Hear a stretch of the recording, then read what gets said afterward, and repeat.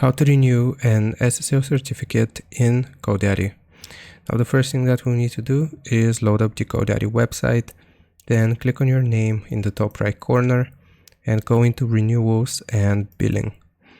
Now right here you should see a list of all of your different products, and we just want to find the one for SSL certificate. Once we find it, we will click on the three dots next to it, and then you will see an option renew now. Once selected, this is going to add this specific product in our cart here on GoDaddy, and it's going to automatically take us to the checkout page. So here, if you see your SSL certificate subscription, then you can click on I'm ready to pay, and it will just walk you through the checkout process.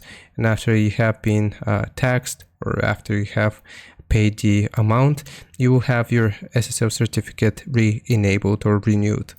And that's how you do it. I hope this helps. Leave a like and sub, and I'll see you next time.